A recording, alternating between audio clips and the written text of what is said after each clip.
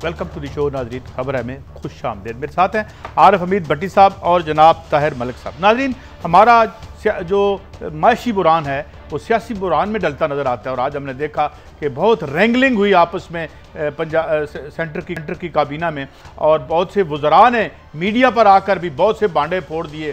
कहानी क्या है, किधर जा रही है, और अभी तो बुरहान का आगाज़ है, तो ये मामला है, हालात किधर जाएंगे, ये बात करेंगे अपने पैनलिस्ट से।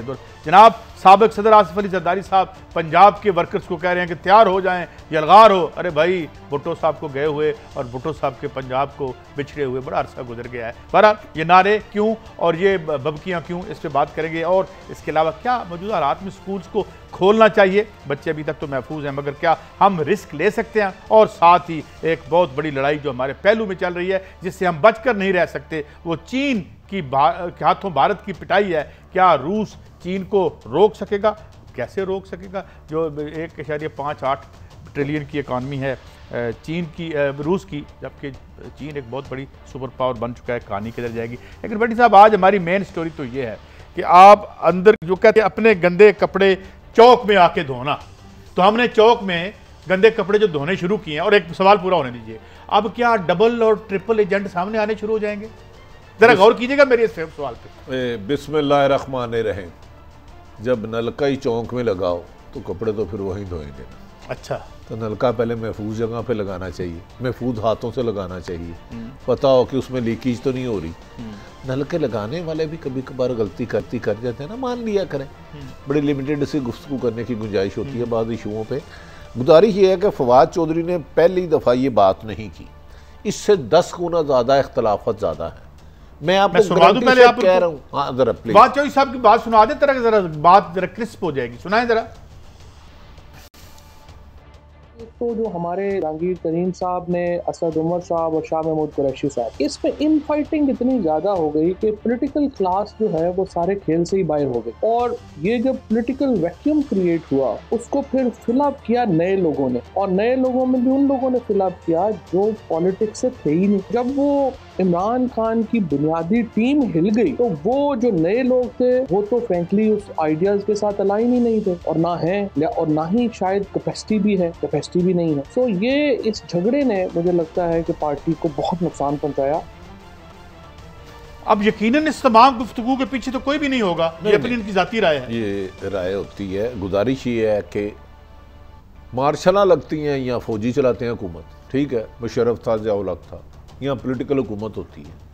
ये समझ नहीं आ रही हुकूमत कौन सी है। सियासी हुकूमत है, ब्यूरोक्रेसी की हुकूमत है, गैर मुंतखब नुमाइंदों की हुकूमत है, या पैराशूटर की हुकूमत है।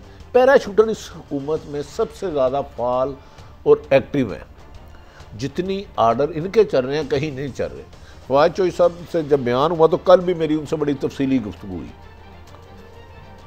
अगर आज वज़ीर आज़म ना होते, दरअसल पहले उन्होंने कहा कि असद उमर को जहांगीर साहब ने फारग कराया, जहांगीर तरीन को असद उमर और 2 एडवाइज़रों ने फारग कराया। ये तो मैं आपको गारंटी देता हूँ, इमरान खान साहब के और जहांगीर तरीन साहब के बयानात, वो मैसेज मैंने पढ़े इन गुनाहगार आँखों ने। अगर इमरान खान साहब इतराज़ करेंगे तो मैं अर्ज़ कर दूँगा, जहांगीर तब तो मुल्क से बाहर है। दूसरी बात है कि फैसल वाडा इमरान खान साहब से बड़े जज्बाती लाव रखते हैं। उनको इतला मिली कि असद उमर खुद वजीर आज़म के उम्मीदवार हैं। फैसल वाडा को ये इतला मिली कि असद उमर खुद वजीर आज़म के उम्मीदवार। कौन बनेगा वजीर आज़म? कहानी फिर शुरू होगा। कौन बनेगा? करोड़पति तो बनेगा वजीर आज़म, बन बना गए। और ये असद उमर साहब की पुरानी ख्वाहिश है बरतानिया दौर की, जब वो सियासत में नहीं आए थे। लोग कहते हैं ना, मैं बड़ा होकर साइकिल लूँगा, मोटरसाइकिल लूँगा, गाड़ी लूँगा, ये कहते थे मैं वज़ीर आज़म बनूँगा। अच्छा, गुजारिश ये है, जब आज इजलास शुरू हुआ तो असद उमर साहब ने फवाद चौधरी को अटैक करना शुरू कर दिया। आप हमेशा गुफ्तगू करते हैं, गैर जिम्मेदाराना करते हैं। उन्होंने कहा ठहर जाएँ, मैं आपको जवाब दे नहीं हूँ, मैं वज़ीर आज़म पाकिस्तान मोहतरम इमरान खान को जवाब दे हूँ। हम इमरान, आप समझते हैं कि वो इमरान खान साहब को ही जवाब दे? अच्छा, मैं जरा फैसल वाडा बात सुना नहीं, एक बात उस पर, अच्छा, उस पर उन्होंने कहा कि जो उस पर फिर फवाद फैसल वाडा साहब बोले। उन्होंने कहा, मिस्टर असद उमर साहब, आपने जो 4 जून को लीक की, जिसकी वज़ीर आज़म में बार बार कहते हैं टीवी पे डिफेंड करे, आपने कहा कोरोना से पहले इकानमी तबाह हो चुकी थी, हमारे तो पल्ले ही कुछ नहीं है, पाकिस्तान डिफॉल्ट होने के करीब है, तो हमें किस मुंह से आप कहते हो कि आपको डिफेंड करूं? आपके पल्ले है क्या? नहीं, इसमें झूठ क्या है? मैं तो जाऊंगा, मैं तो ये कहूंगा 2018 से पहले ही तबाह हो चुकी थी। अगली बात बताने लगा हूं, अगर ये 3-4 मिनट वज़ीर आज़म पाकिस्तान बेहतर तरीके से डील ना करते तो पंजाबी को तो होता ना असेंबली में सब कुर्सियां चल गई, शायद आपको आज खबर मिलती, शायद, मैं ये नहीं कह रहा असेंबली में तो कुर्सियां चलती हैं, हमने दूसरे मुल्कों में देखी हैं। नहीं, इधर भी कुछ ना कुछ चलने लगा था। पेपर वेट मुझे कहते हैं उसको, यहाँ पता नहीं क्या पड़ा होता है यार, ये जो बड़ी सी टेबल होती है वुज़रा की, वो चलने लगा था। मतलब आपस में लड़ाई का मामला, ये हाथ यूं गया, यूं कैसे?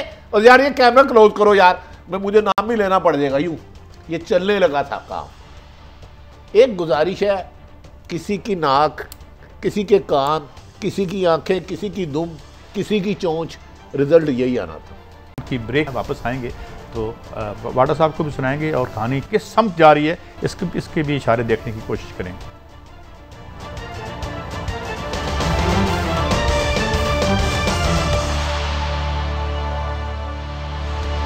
वेलकम बैक नाज़रीन। आज मुबैना तौर पर फैसल वाडा साहब की भी स्ट्रेट टॉक हुई है जनाब पीएम साहब से। बड़े ज़रा सुन लें वो क्या कह रहे हैं, फिर हम अपनी बात को जारी रखते हैं। सुनाएं जी।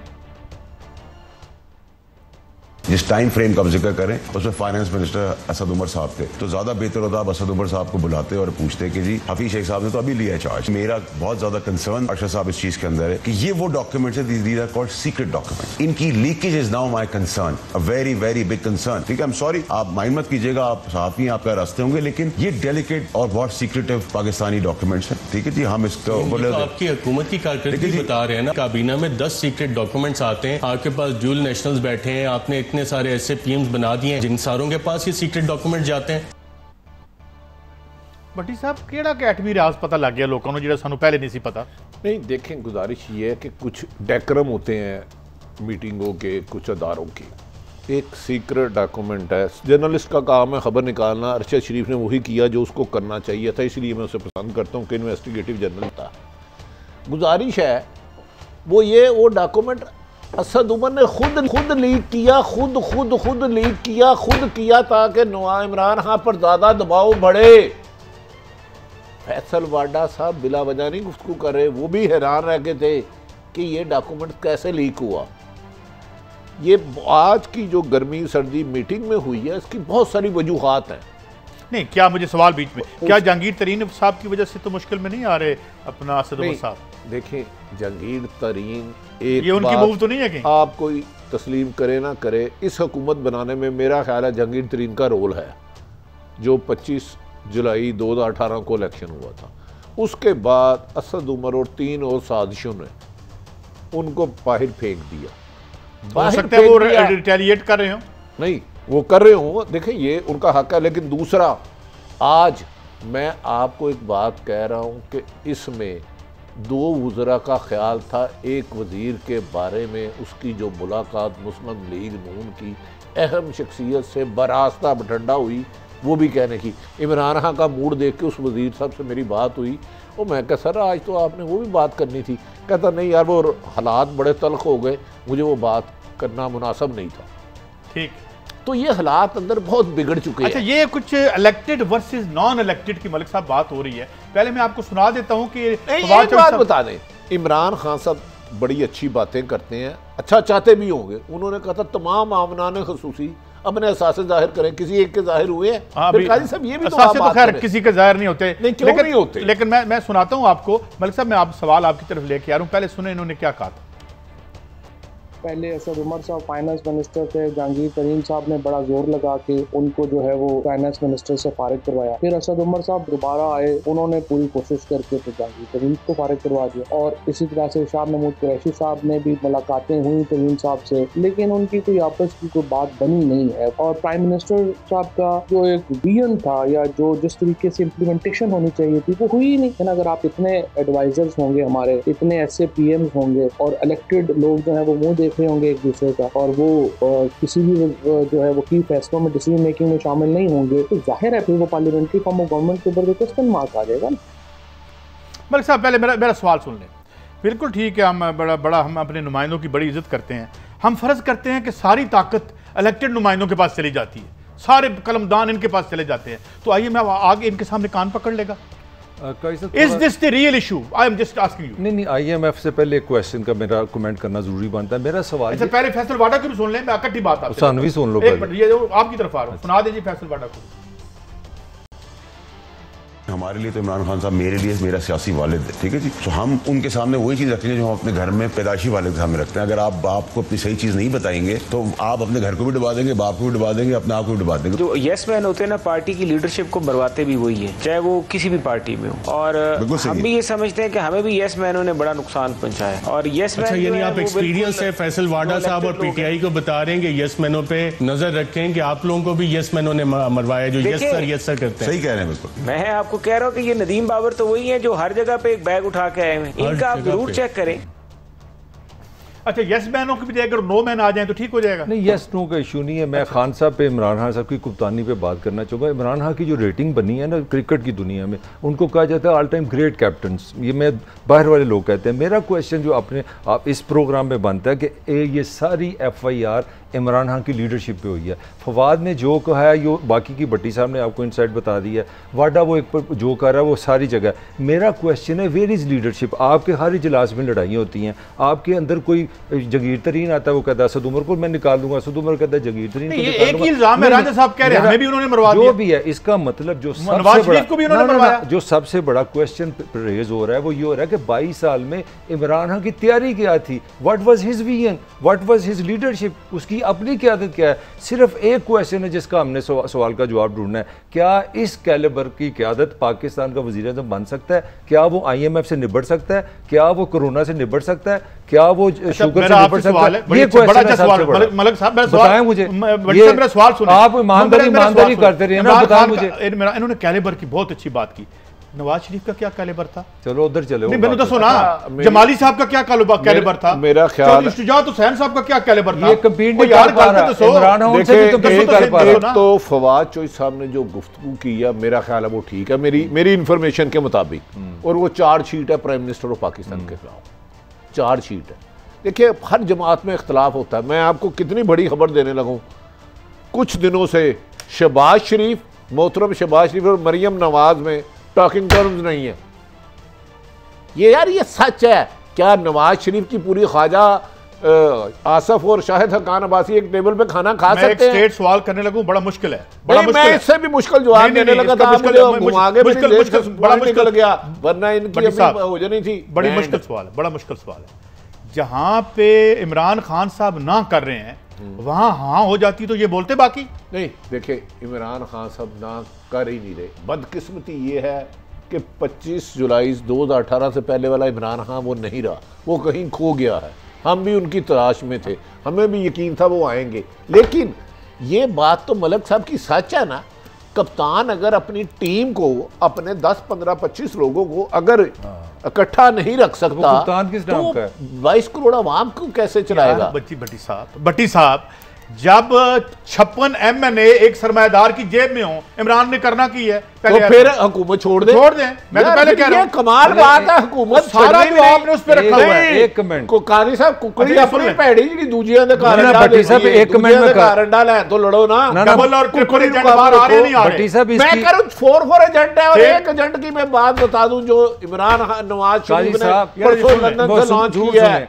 भट्टी साहब इसकी कीमत हम अदा कर रहे हैं। जो नवाज शरीफ करप्ट था, ये अच्छा या बुरा था, मेरा मसला नहीं था। मेरी इकोनॉमी 324 अरब डॉलर की थी, अब 262 अरब की। अगले यार अगर वो लूट के ना जाते नवाज शरीफ, 2 साल में तो करप्शन हो गई। आपने नवाज शरीफ और 60 बिलियन खाया गया इकोनॉमी से, पहले उन पे शुरू हो जाते। इस मुल्क में यार जियाउल हक के तोहफे 4 थे, फिर मैं कहूंगा आ जाए। इमरान की ईमानदारी 60 बिलियन डॉलर की पड़ी है पाकिस्तान को। यार तो आपके जब गए थे तो 30 अरब $1,000 के मकरूज करके गए थे। किधर गए ना 60 बिलियन डॉलर? नवाज शरीफ गए थे, क्या स्टील मिल प्रॉफिट में थी? इससे बेहतर थी, इससे बेहतर थी। यार खुदा कोई चीज बता दे जो बेहतर हुई। ये बता दें। अच्छा, आप नवाज शरीफ का बहुत बड़ा कैलिबर है, तो एक इदारा बता दें जो बेहतर हुआ। मुझे आप बता गल तो सुनो ना, और जेड़ा चिट चुक के बैठे होंदे सन, ठीक है वो ठीक गलत था यार। गलत था, मुझे बताएं बेहतरी कहां हुई है? छड्डो पर आइए और ले आने नवाज शरीफ को ले आना, हौसला करो। अच्छा सुनाएं जी जरा अपना क्या फरमाया है इन्होंने अपना फवाद चौधरी साहब ने। प्राइम मिनिस्टर साहब ने आखिरी कैबिनेट मीटिंग में ये कहा कि आपके पास 5.5 महीने हैं परफॉर्म करने के लिए, मिनिस्टर्स को कहा। लेकिन और उनको ये, इसका मतलब ये है कि उनको पूरा एहसास है कि अभी आपके पास 6 महीने में आपने अपने आप को ऊपर लेके जाना है, तगड़ा करना है। लेकिन कैसे 6 महीने बाद क्या उन्होंने डेडलाइन मुकर्रर किया? उन्होंने ये कहा मिनिस्टर्स को कि उसके बाद जो है वो वक्त जो है वो आपके हाथ से निकलना शुरू हो जाएगा और दूसरी तरफ इनिशिएटिव दूसरी तरफ चला जाएगा। तो सब आज के 3 साल बाद आप अपने आप को कहाँ देखते हैं? पाकिस्तान में ना 6-6 महीने की प्लानिंग होती है, 3-3 साल बड़ी लंबी प्लानिंग है। और आजकल वैसे मैं इनकी खिदमत में इतना अर्ज कर दूं कि एक सियासत का बड़ा मशहूर कोट है, 1 week is a long time in politics. Bhatti साहब, सवाल मेरा ये है, 6 महीने का टाइम है इमरान खान के पास, किसने देता है? किसने दिया? अल्लाह। अच्छा, फिर अगर इमरान खान के पास टाइम है तो असल जिम्मेदार कौन है? अच्छा ये बताओ, अगलों ने इमरान खान या नवाज शरीफ या जरदारी उनकी प्रायोरिटी नहीं है, उनका प्रायोरिटी पाकिस्तान है। आप खुदा ना खास्ता डिफॉल्ट होने की तरफ जा रहे हैं। आपके पास अगस्त की सैलरी देने के पैसे नहीं हैं। मुझे आप जितने मर्जी अजीज हैं, मेरे इदारे को तबाह कर रहे हैं तो मैं कैसे अजीज रखूंगा? मैंने पहले मुल्क बचाना है। ये बात अच्छा, ये मुझे एक सवाल दूसरी बात सुन लें, एक सवाल, इमरान खान साहब ने नहीं संभलना। और चले ना संभले, मैं ये कह रहा हूं क्योंकि इमरान खान बेसिकली ईमानदार अच्छे, लेकिन रज़ाक दाऊद नदीम बाबर ये तो हमेशा हर एक पे इन्वेस्ट करते हैं, 1 करोड़ करते हैं, 50 करोड़ वापस लेते हैं। ये नून लीग को जो अरशद शरीफ ने किस खूबसूरत अंदाज में दोनों को कलवाया, हमें तबाह किया अपनों ने। अब तुम्हारी लीडरशिप भी नाअहल थी, उनके साथ भट्टी साहब ये बराबर का शरीक जुर्म हो। साहब ये रांझा कह रहा था, रांझा साहब ने कहा है, खुद फैसल वाडा साहब ने भी कहा है। नहीं, हमें भी मरवा रहे हैं। भट्टी साहब एक क्वेश्चन है, ये फवाद जो चौधरी साहब है, ये अपनी मार्केटिंग इतनी क्यों करते हैं? कभी सीएम पंजाब को पढ़ जाते हैं, अब वॉइस ऑफ अमेरिका चले गए हैं, पाकिस्तान में 100 चैनल है। क्या ये अपने आप को कहीं पे पेश कर रहे हैं कि मैं एक बहुत बड़ा छुपा हुआ टैलेंट हूँ जो इस्तेमाल नहीं हो रहा? अगर वो आप जहाँ इशारा ना, वो वही अभी नहीं पहुंचे, लेकिन इनके राब्ते मजबूत है, इनकी लाइन हार्ड लाइन पे राब्ता है, लेकिन जो ये सोच रहे हैं ये वो नहीं होगा। और दूसरी बात, आपके लीडरों का फ्यूचर बेहतर नहीं है, मैं आपको यकीन से कह रहा हूँ। छोड़े गैब का इल्म तो अल्लाह को पता, हो सकता है कल नवाज शरीफ वज़ीर आज़म आ जाए। आदमी आटे से मर गया, 200 आटे से नहीं। क्या ये कादी साहब रोजाना हमें कहते हैं जी चीनी स्कैंडल आ गया, चीनी स्कैंडल आ गया? आज 3 महीने दिए, स्कैंडल आ गया ना। मुझे बताए, उस वक्त गंदम स्कैंडल भी था, आटा 12 रुपए पर किलो बढ़ा है। गंदम स्कैंडल का कभी नाम आया कि इसका कौन जिम्मेदार है? कोई एक बताए। फिर कुत्ती से चोराना रली दिए ना, किधर पेट्रोलियम का भी स्कैंडल है, वो भी बताया ना। नहीं, पेट्रोल वाला कौन सा पकड़ा गया जो शॉर्ट हुआ? फवाद चौधरी साहब बुज़दार साहब पे भी बोलते रहे हैं, आज जो है फैज सुनाए ना, जरा सुनाए। चौहान साहब आज इनके हवाले से बोले, मगर माजी में वो बात क्या कर रहे थे वो सुना दे। इत्तेहादी ना खुश है, अपनी पार्टी ना खुश है, सब ना खुश है, हटाते क्यों नहीं? बस ऐसे तो उनके आगे आपे को ख्याल करो, आप इस्तीफा करके चला जाए, देख कर इनको गौर। लो जी, उस्मान बुज़दार साहब के लिए फवाद साहब का ये पैगाम है कि जब सरकार उन आप ही ख्याल कर लो, ओते हुन शर्मो शर्मी तनु नहीं हटा रहे, अगर तुसी ये फैसला कर लो ज्यादा बेहतर। अच्छा भट्टी साहब, मैं बुज़दार साहब की परफॉर्मेंस से तो मुतमिन नहीं हूँ। ये सारे जो बुज़दार साहब पे अटैक कर रहे थे वो इसलिए कर रहे थे कि पंजाब का काम ठीक नहीं हो रहा, या मैन सीएम लाओ। अच्छा मेरी बात सुने, पंजाब तो देखे ना यार, ये आपकी इस बात में वजन है। दरअसल सबसे पहले पीटीआई के शाह महमूद पंजाब वज़ीर आला पंजाब के कैंडिडेट थे, एमपीए का इलेक्शन वो हार गया। मैं कुछ बैकग्राउंड में जाऊंगा, शरीके जुर्म ना होते तो मुखबिरी करते, हमें मालूम है हर लुटेरे का ठिकाना वही। इलेक्शन जब हुआ, शाह महमूद कुरैशी एमपीए की सीट से हट गए, वज़ीर आज़म पंजाब के कैंडिडेट। उनका ख्याल था कि जगीर तरीन ने हरवाया है, ये लड़ाई यहाँ से शुरू हुई। और दूसरी बात, ब्रेक पे मैं बताऊं, ब्रेक पे जाते हैं। आप पंजाब हुकूमत ने क्या वफाक की हुकूमत जो है कारकर्दगी काबिल सताइश है, आप तारीफ करते हैं? कोई तारीफ नहीं मैं करता किसी की भी। मैं सिर्फ ब्रेक पे जा रहा हूँ, मगर ब्रेक से जाने से पहले यही सवाल जो हमने किया था कि इनको हटाने का मकसद खुद को लाना है या आवाम की खिदमत करनी है, ये तो हम सब आप जानते हैं। और वापस आके ये भी बात करेंगे, मरियम साहिबा मुतहरक हो रही हैं और अपने वर्कर्स को बुला रही हैं, खासतौर पर हमजा शहबाज साहब के वर्कर हैं, वो पंजाब में क्या वापस अपनी ताकत हासिल करने की कोशिश कर रही हैं। कहानी क्या है, ख्वाहिश क्या है, होगा क्या, बात करते हैं इसी मौजू पर ब्रेक के बाद।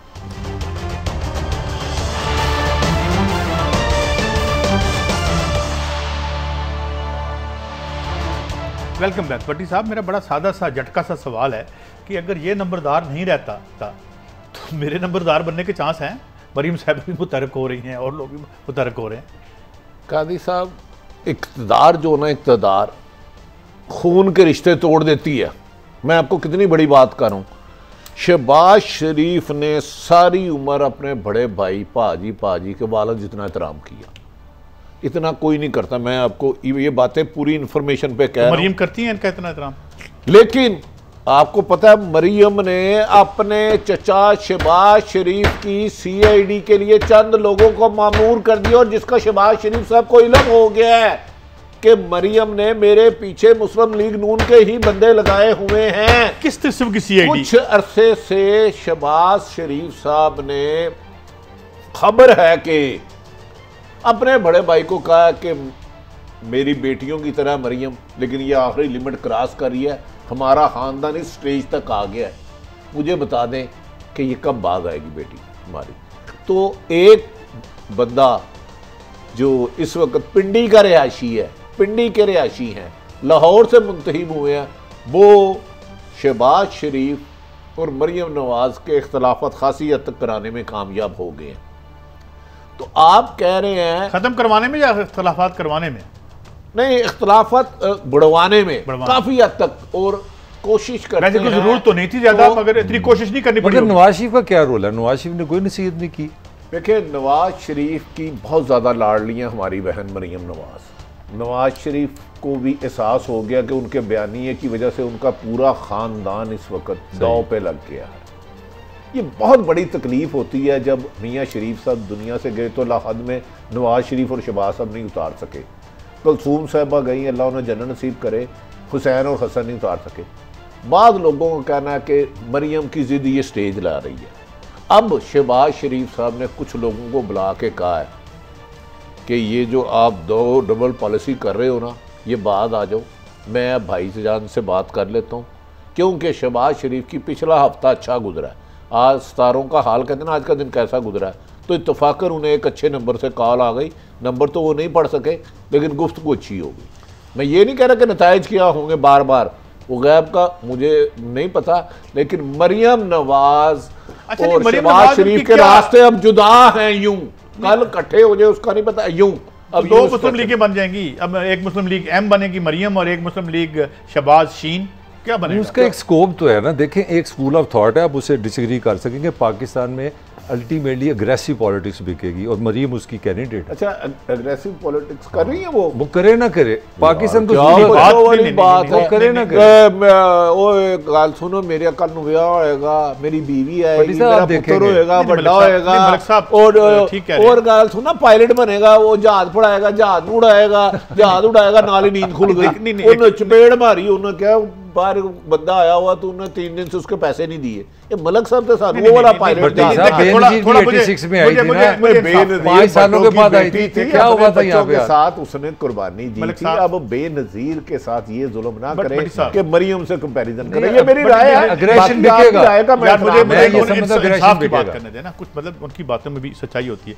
देखिए, जब नवाज शरीफ साहब बाहर से आए, पूरा लाहौर मुड़ आया था, 100 बंदे जो हैं वो पूरे के पूरे पहुंच गए, पहुंच गए। कहाँ 18,000 बंदा लाहौर में आया। पूरी पंजाब गवर्नमेंट ने भी जोर लगा लिया, सेंटर में खाकान अब्बासी ने भी जोर लगा लिया, 18,000 बंदा गिन के आ गया लाहौर। तो उसका बयानिया तो है ना, सील किया हुआ था आपने लोग यार, बल्कि सुना है उस दिन आसमान से सारे तारे नीचे गिर के आ गए, सारे स्कूल टीचर गिर के आ गए, पटवारी आ गए, दरख्तों के पत्ते आ गए, सब आपको पता है, कतरे इंसान बन गए, इंसानों का एक समुंदर था। आपको पता है, 1.5 करोड़ की, नहीं तो वाकई 1.5 करोड़ की आबादी। ख्वाजा असफ ने खुद कहा कि 100 बंदे नहीं इकट्ठे हो सके भाई, वो तो गुस्से में कहा है, गुस्से में कहा यार। अच्छा, ये देखें, अभी ठाठे मारते हुए 70 बंदे किसी फैक्ट्री के मुलाजिम जो हैं वो शहबाज शरीफ साहब के इर्द गिर्द थे, अल्लाह उन्हें कोरोना से करवा दिया है, वो जा रहे। और केड़े बंदे, केड़ा बयानिया है जी, बयाना सब लोग परे ने। अच्छा जी, आप आसफ अली जरदारी की कुछ कह रहे थे बात। जरदारी साहब फरमा रहे हैं कि मेरे पंजाब के जो 2.5 या 300 जो मेरे हैं, 150 वर्कर तैयार हो जाए। अच्छा, जरदारी साहब जब पहली दफा सदर बने, गवर्नर हाउस आए तो हमारी उनसे मुलाकात हुई।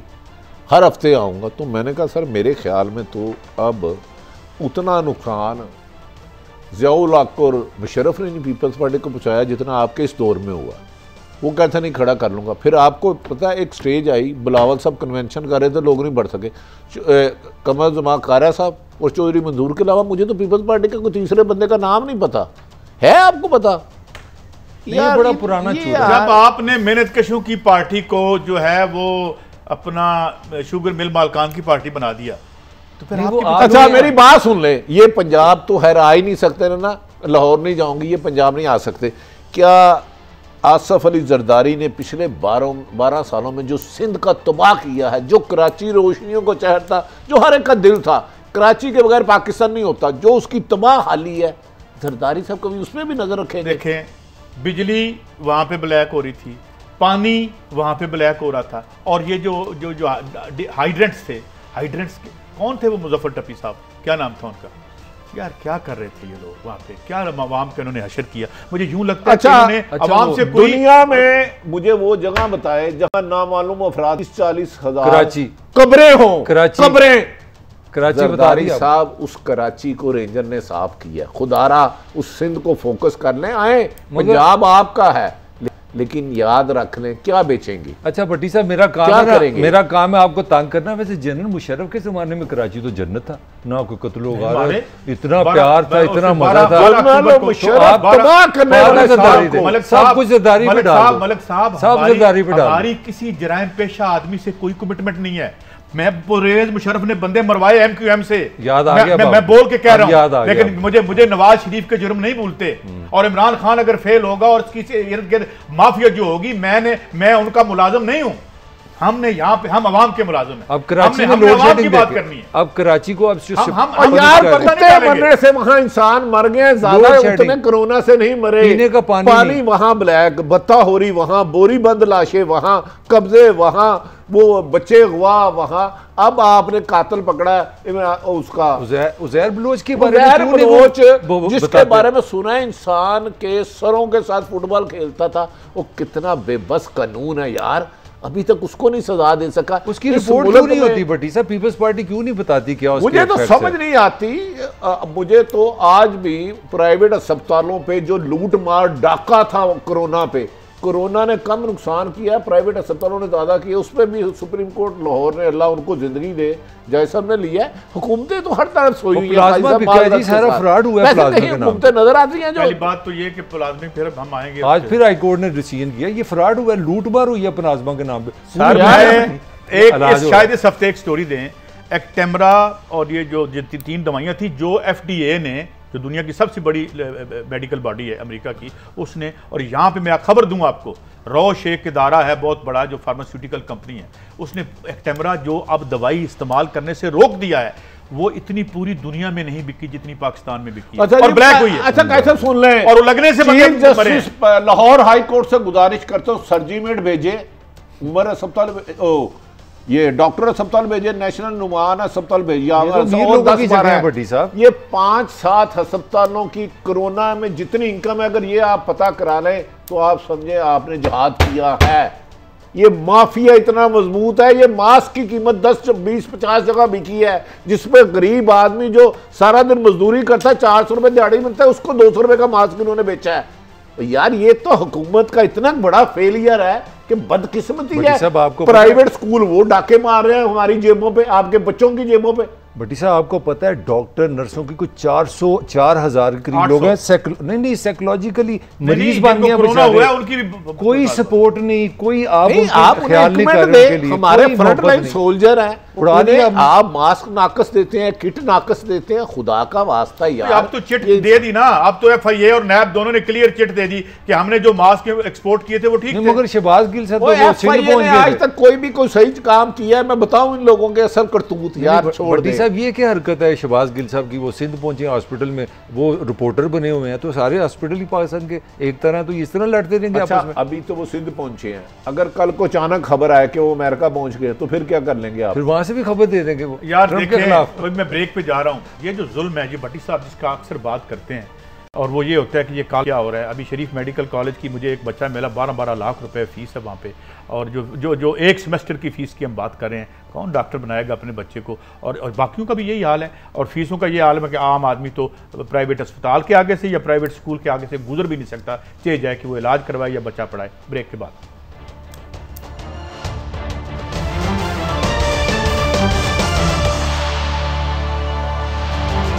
Welcome back. नाज़रीन, अभी हम जब ब्रेक में थे तो मलिक साहब को एक मैसेज आया कि इसमें कहा गया कि बच्चों की फ़ीसेस तो कम नहीं की गई स्कूलों में, मगर असातिज़ा की तनख्वाहें मुबैना तौर पर 30% कम कर दी गई। इसके साथ पट्टी साहब, बात यह है कि अभी तक बच्चे दुनिया भर में हम देखते हैं उस तरह वल्नरेबल नहीं हुए, मगर क्या हमें रिस्क लेना चाहिए?